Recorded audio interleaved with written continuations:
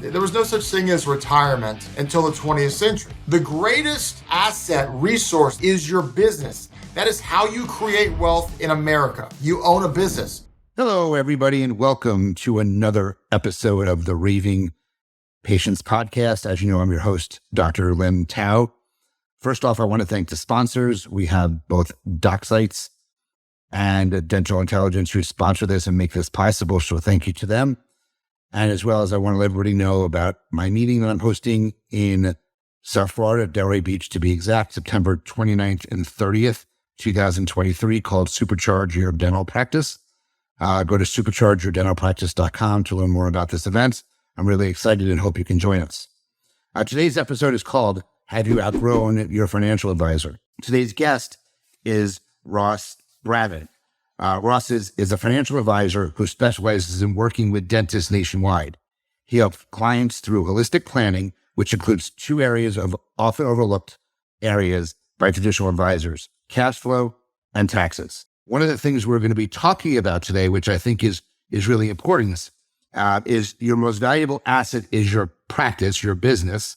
Why sell it when you could grow it and make more money? So that's one of the key things we're going to be talking about today. So please welcome to the Raving Patients Podcast, Ross Brannon. Ross, thank you so much for joining me today. Thanks for having me, Len. Glad to be here.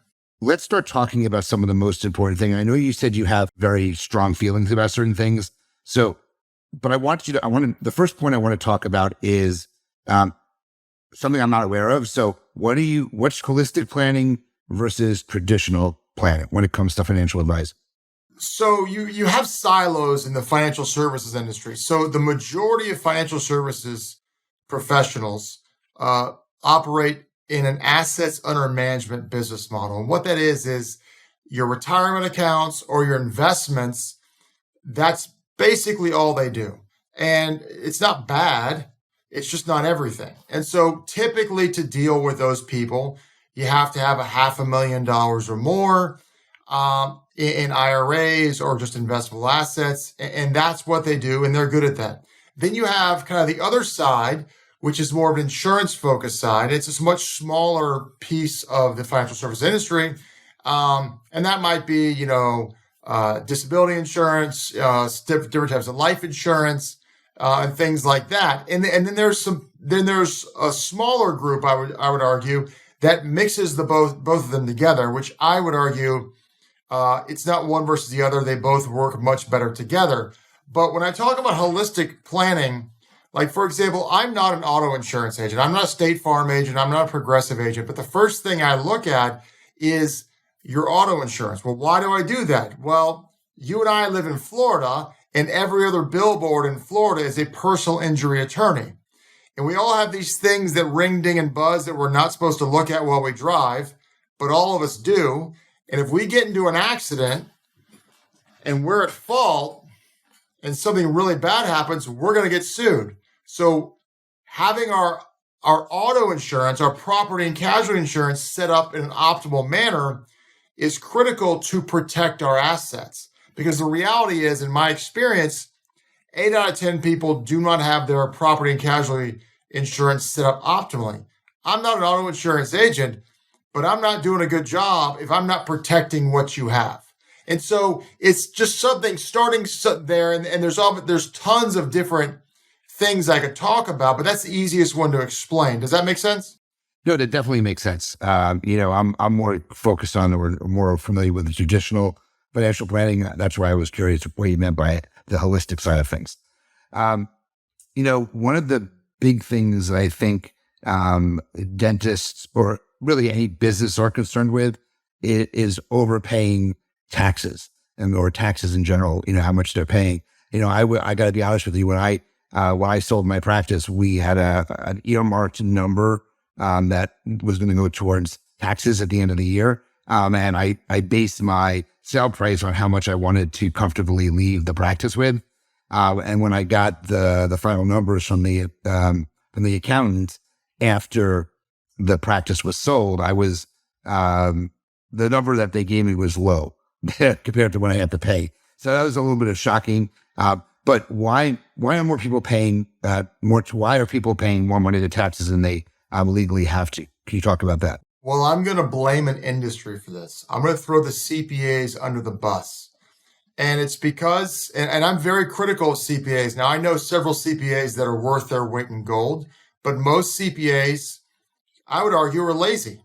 So if a CPA has 500 clients, and let's suppose you make $1 million as a dentist, how many of those 500 clients do you think make $1 million? 20%.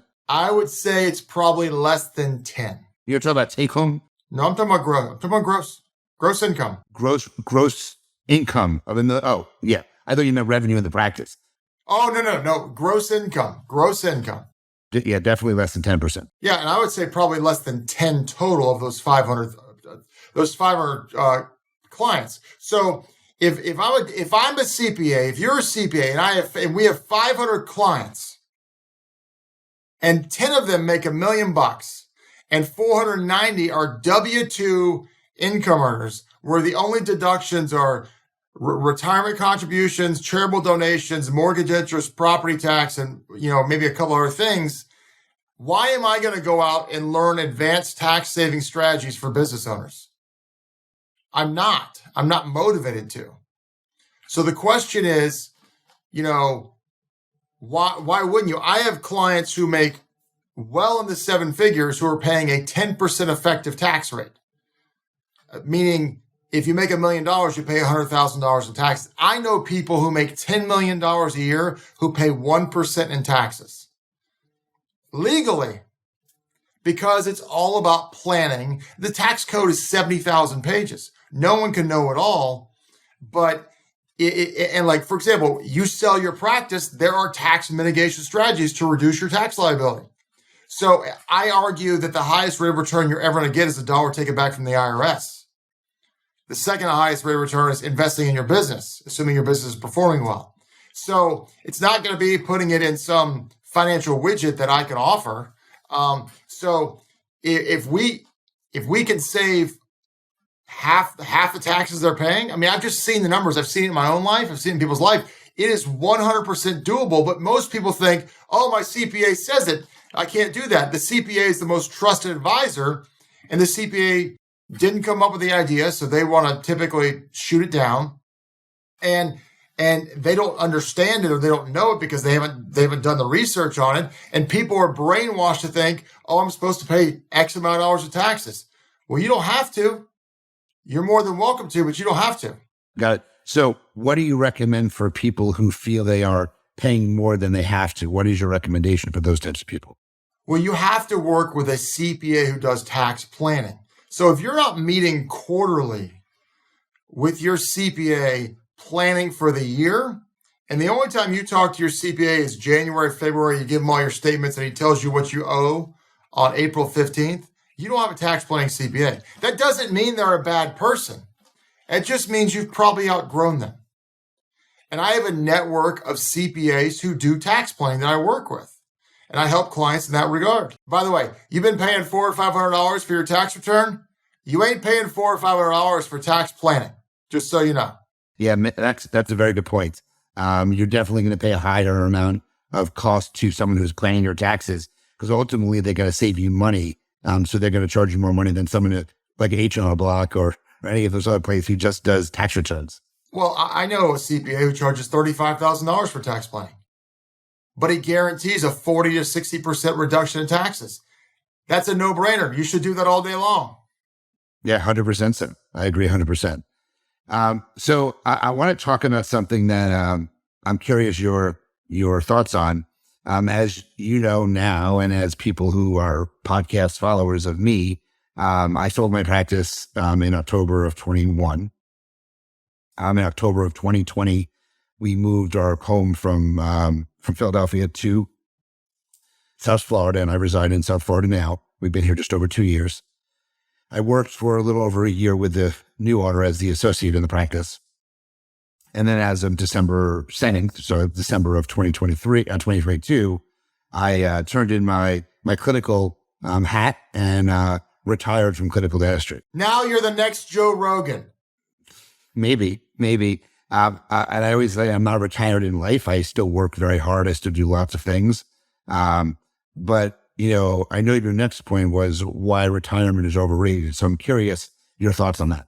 Well, I have lots of opinions on this, and I'm sure I'm going to offend somebody, but we have been conditioned to believe in this concept of retirement. It is a 20th century concept. And if you are curious, just do a little research on it. There was no such thing as retirement until the 20th century. And so I've seen people retire. I've seen my dad have a forced retirement who was a good saver at 55 years old. And now he is a shell of the person that he was physically and cognitively. And you're basically setting yourself up to die. I mean, we were created to work.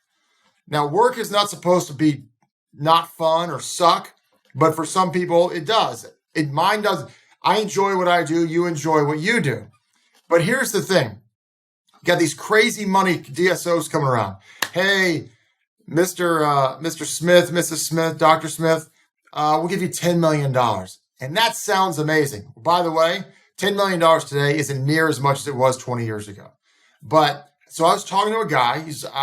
He sold his practice like 2 years ago. I think it was like 44, 45 years old. When he sold it for around $10 million. And I said, hey, so what are you going to do now that you've sold your practice? He said, I'm going to manage my investments.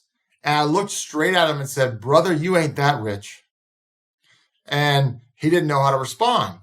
Well, he's heard me tell this story on my podcast.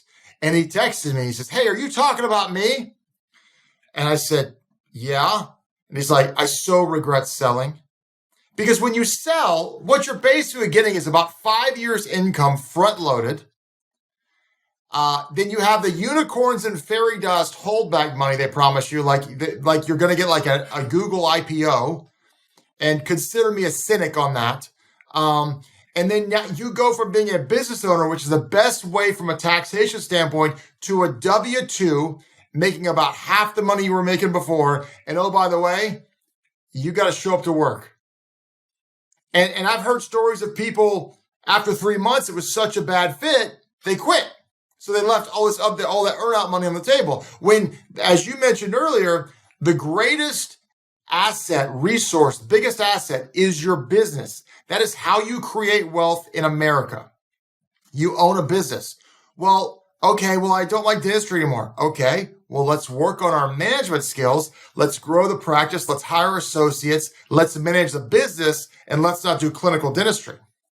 Let's expand. You may not have the skills to do that, but grow and learn and go get the skills to do that. Because, hey, maybe you're selling today at $10 million. Well, what if you grow this thing, and what if your life changes in 10 or 15 years from now, you could sell for $20 or $30 million? And so, I just don't think people understand how much money they're leaving on the table selling. Because, by the way, all these DSOs are smarter than you. They're all smarter than you. And so they're buying and you're selling. Let's think about that. So if they're trying to buy it, should I be trying to sell it? Not necessarily. I was fortunate because I didn't sell to a DSO. I was not DSO material because I didn't want to practice for 3 more years. So I found a private buyer. She was my associate to buy the practice. But as you know, and I'm very straight up about, I have other income. So I'm not retiring from life. I'm not retiring. I am just as busy, if not busier than I was before. I just chose not to do clinical dentistry anymore. And I didn't want to be an absentee owner. So one of the options I had was obviously to maintain ownership and just have associates work the practice. I didn't want the headache anymore, So that's part of the reason why I chose to do what I did, which was sell my practice and pick up and go the other route that I think I was always destined for anyway. It was more of an entrepreneur thing and staying away from a dental practice as my main gig. Well, and you didn't retire. You just transitioned. Correct. And I think it's a better term. My transition, I did not retire. I agree 100%. So, you have these business owners who are looking at potentially selling to a DSO. Obviously, they're looking for a percentage of their EBITDA. Which, by the way, every DSO measures EBITDA differently. It's hilarious to see that whole process play out. But go on. Gotcha. But they're paying a multiple of your EBITDA, and like you said, everybody's determining that number to be different. In your opinion, when should someone feel comfortable enough to go that route, which is to sell either to a private buyer or to a DSO? If it's a DSO, they're going to have to give at least 3 years. They try to keep a holdback, as you mentioned, which will hopefully pay off down the road. But what do you think is the ideal situation? Someone in a position of wanting to sell, when should they do that then? When should they should retire from dentistry then? Well, everyone's situation is different, so you can't make a broad brush statement. But I would first say, what are you going to do afterwards? Because if you don't have a plan, you're going to be miserable, absolutely miserable. I've met people who were just state workers for 40 years. They retired and they just went into depression because their identity was their job. And so if you don't have hobbies or plans afterwards, I think you're crazy to sell. Now, it also depends on how much money you have. If your whole quote unquote retirement, and I don't like that word, is based on the number you get from the sale of your practice, that's not ideal in my perspective, in my opinion. So there's a lot of factors going in there. Like, and why do you want to sell? I've met people who wanted to sell just because they hated managing people. And I'm like, well, what the heck do you think you signed up for? It's a lot of questions. Like, what's your motivation? What are you going to do when you're done? How much money do you have? And so it's a really tough question because it's a case-by-case basis. So that brings up another point. Obviously a lot of it depends on how much money you have, how well your investments did, what other opportunities you have. Look, unless you're 80 years old and literally going to stop working and do nothing, or you had a huge windfall and you have so much money you don't have to work anymore, which some people have. Like, when is the right time, or how does someone determine the right time to give up their, I think you called it a golden goose with their dental practice? How does someone determine that? When is the right time to do it? Well, it's written in the Bill of Rights that age 65, right? So it's somewhere like in the founding documents, age 65, I'm kidding, of course. One thing people don't realize is the longer you work, the less you have to have saved for quote retirement. The longer you work, but I mean, if you enjoy what you're doing, so let's suppose you're working 4 days a week, and what if that means you give away part ownership and now you work 2 days a week? I mean, there's so many ways you can do it. I don't think it's a just cut and dried settle a DSO, sell all of it to an associate. You could do so many more things. Like, you could do the absentee owner like you had the chance to do, but it wasn't a right fit for you. You could slowly sell pieces of equity away to an associate or associates and work less and less. So it really varies. But I think I'm a big peace of mind guy. You really need to have peace of mind about what you're doing. You don't need to feel forced or pressure to do that, if that makes sense. Got it. So back to the original kind of question we had here, you had this really good asset, which pays your bills, pays half, does all these things. Why should someone sell it then? I guess this would be a good way to state it. Well, I wouldn't. I mean, and I'm biased. I'm not a dentist, so I'm not in the chair. I don't have the neck and the back issues. But what I would see is for example, I have a friend. He's a fee-for-service practice. He works 2 days a week and he makes $2 million a year. And he's like, Ross, why would I ever sell? I'm like, you shouldn't. You're a moron if you sell. And so what if you could build that? Well, I can't build that. Well, that's your mindset talking right there. I didn't say it was going to be easy, and I didn't say it was going to be exactly the same. But I think our minds, we tend to have these mindsets that limit us a lot, and that's a whole different topic. But I mean, there's so many people doing so many amazing things in dentistry. They're doing things outside the box. It's just, expand your mind and let's start thinking abundantly instead of scarcity. Sometimes I feel like if you sell your practice, and this is probably going to come off wrong, but I feel like sometimes if you're selling your practice, sometimes it's coming from a scarcity mindset. Let's figure out a way. It's not either or. Let's figure out it's both and. Let's just figure out a way to make it better. Yeah, it's very funny. I talk to a ton of dentists on the phone and at meetings, and there's so many that come up to me or tell me on the phone that they're envious of what I've been able to accomplish. And I've been able to exit dentistry very early. I'm only 49 years old. But I've also done it because I had another outlet. I wouldn't have been able to do this if I didn't have that opportunity to make as much, if not more money than I was making, doing something I enjoyed doing. I always say I loved dentistry. I became passionate about other things though. And in my mind, passion trumps love. Because, I was very fortunate. You mentioned you enjoy what you do. For every day of my life, I've woken up really excited to do what I do that day. So I've been fortunate. I have multiple careers. But I'm excited whether I'm doing whether I was doing dentistry, whether I'm doing a podcast recording, whether I'm doing a bird eye demo, whether I'm at a trade show. I wake up excited. That's just what I do. So I think that has a lot to do with people deciding to retire early if I don't think they're really happy with their career choice per se. And I think that has led them to trying to find other outlets. I think that's a fair point.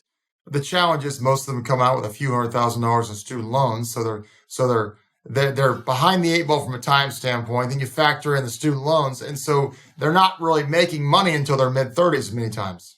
Right, and it's harder to put away money at that point that allows you to retire early. So look, we're talking about financial planning here. Obviously, there's a variety of things the financial planner does. Can you, in the few minutes that we have left before we go to the Q&A, can you share with me some ideas you have from a financial advisor perspective? There's a lot of people out there. There's a lot of people who say they can help practices. I'm curious what you do or how you differ yourself from other competitors in the financial advising space. So if we go back to the whole holistic planning concept, we talked about auto insurance, but then it's like, okay, we go through every area of protection, okay, and to make sure that you're protected. Then let's talk about cash flow. I ask people, what does it cost you to live? What I call the burn rate. What's your monthly burn rate? People look at me, 9 out of 10 people look at me like I'm an alien. They have no idea what it costs themselves to live. And they'll say, okay, it costs me 20 grand. And let's just say they're bringing home 30 grand a month. I'm like, oh, you're saving $10,000 a month, right? They then look at me again like I'm an alien. They have no idea how much, how much it costs them to live. So we have to create a cash flow structure to help people save money because people typically are not very good savers. And then we got to make sure we're saving money in the right places. Are we saving money in tax-free areas? We should be. Are we saving some in tax-deferred areas? We likely are. So let's just save in the right areas because in my experience, a majority of dentists bought a disability policy in their 4th year of dental school or residency. They bought a term life policy when they had to for a bank loan on the practice, and they set up a simple IRA when they first started. And that's the extent. And they bought 3 financial widgets, which are fine, but that's the extent of dealing with a financial professional in my experience. Now, that's not everyone, but they're not looking at everything because everything is interconnected. So if I put money in a 401k or a simple, that's a decision not to be liquid. Well, is that a good decision? I don't know. It's case by case basis. So we have to look at everything holistically, if that makes sense. No, that makes sense. I just know that there's so many different things you can put your money into. So I was really curious to hear, Oh, you want a ticker? You want me to give you a ticker symbol? No, not necessarily. Not necessarily. I want you to. What is your opinion about investing in life insurance or using life insurance as a way to offset tax liabilities?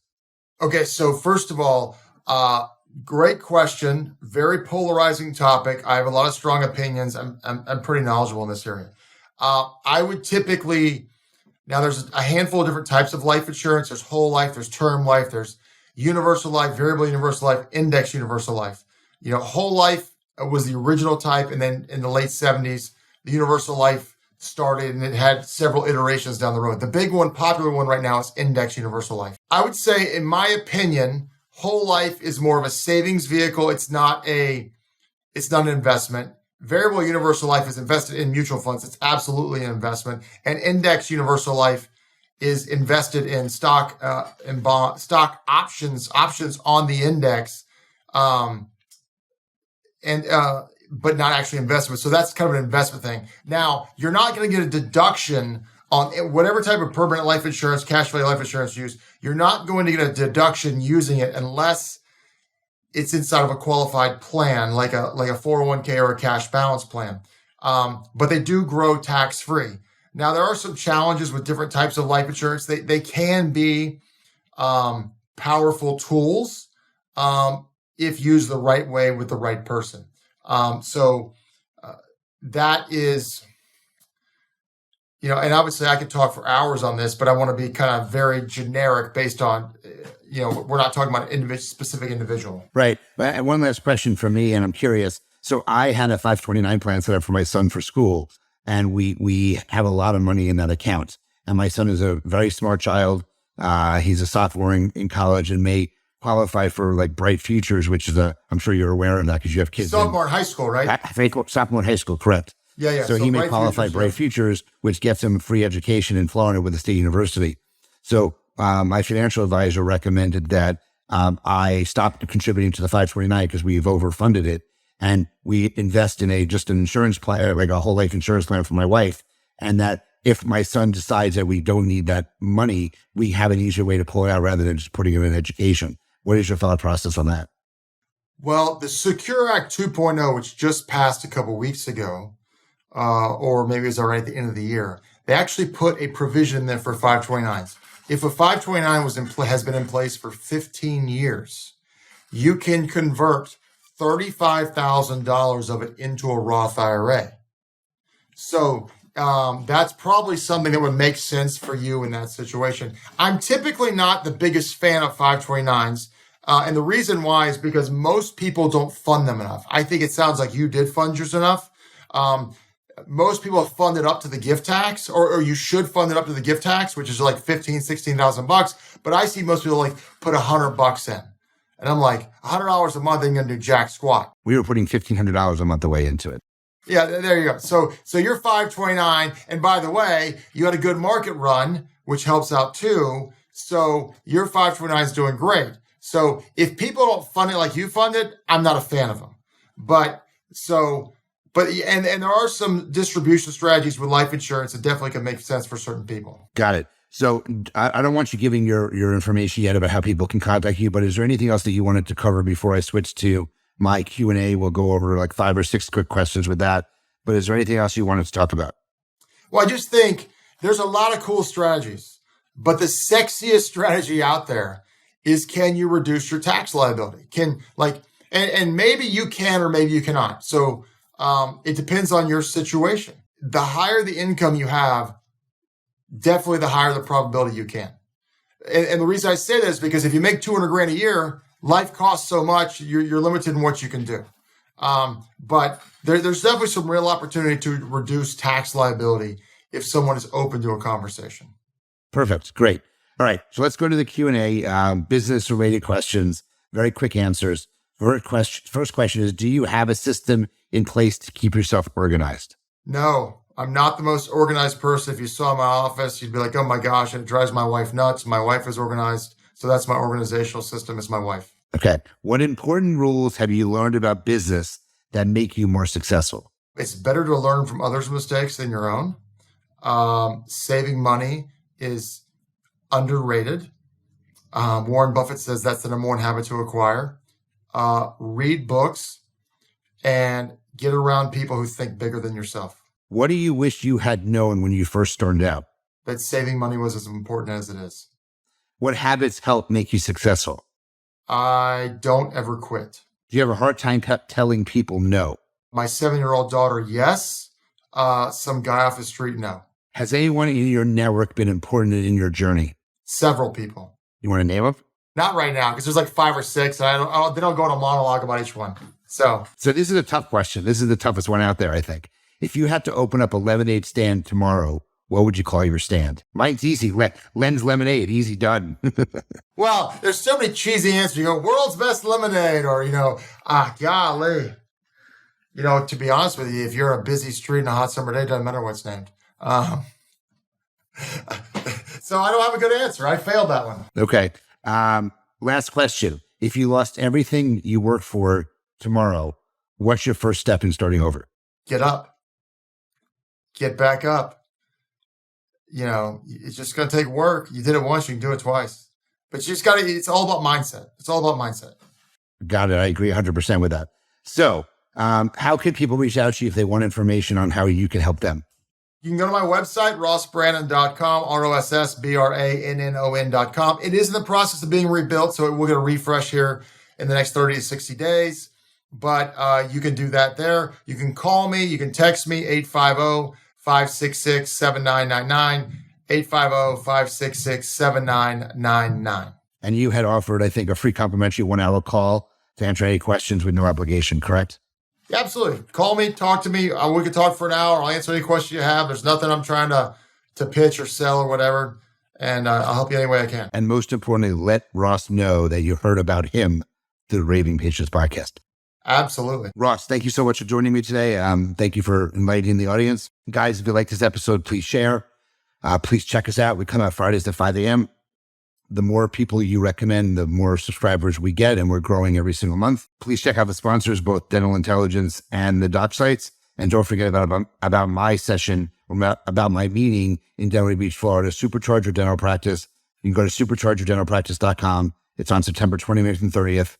We got 17 speakers, 14 CE credits, 23 sponsors. We expect about 175 people. It's at the Opal Grand Resort in Delray Beach, Florida, September 29th and 30th. It's the Marketing and Business Bootcamp. So check that out if you can. I hope to see you there. Ross, thank you so much for joining me today. And as I end all my episodes, remember, your reputation matters. Until the next episode, Ross, thanks very much. And we'll talk to everyone soon.